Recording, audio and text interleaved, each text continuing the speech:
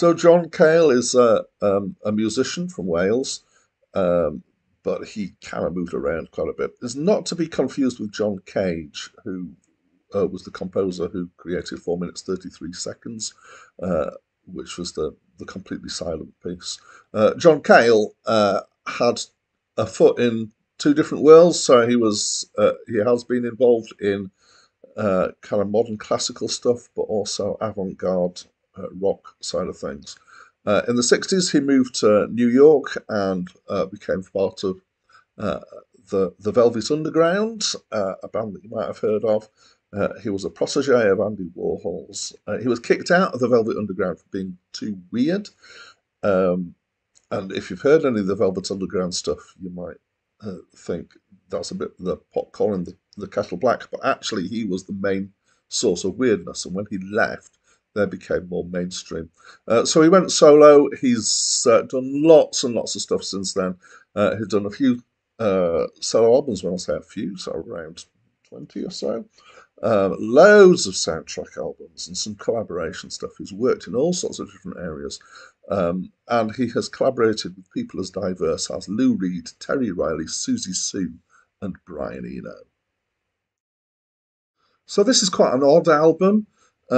It's quite an early solo album for John Cale, and it's got a mixture of kind of contemporary classical stuff and rock kind of stuff, but it's sort of in neither world fully. The album art cover is by Andy Warhol. And okay, so there are 9 tracks. There's quite a disparity between them, so let's quickly run through them. So The Philosopher is a lo-fi slide blues track with some kind of thumpy drums. Brahms is a classical piano track. I don't know if it's written by Brahms or written as a kind of tribute to Brahms. It's gentle and it has some discords in it, but not a lot.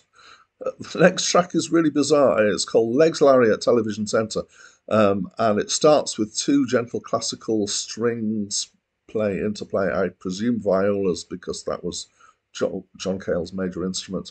And then a voiceover starts, which is the voice of a rather camp TV producer who apparently is real or was real, which is quite hilarious. Then there's The Academy in Peril, which is a minimalist piano piece. Now, I want to be careful what I say here because it's not kind of technically minimalist in the sense of classical minimalism, but it is kind of sparse and open and not much going on.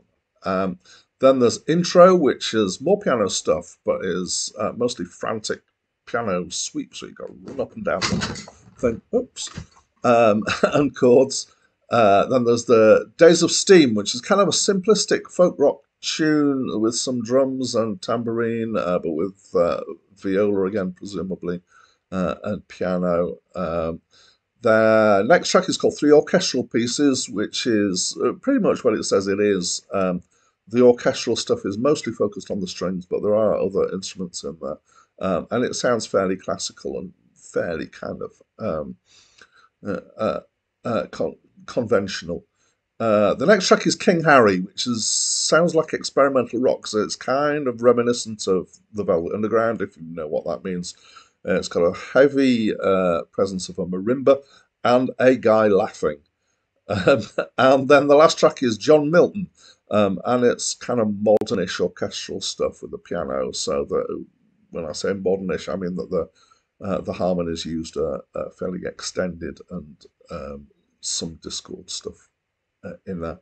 So it's quite an odd collection of things. I felt that as an album, it was too disperse, too diverse, and it didn't really make sense. There's a lot of variety in there. If you like experimental stuff, especially kind of around this was early 70s, but late 60s, early 70s, you might really like this. I kind of enjoyed bits of it, but I wasn't that taken with it.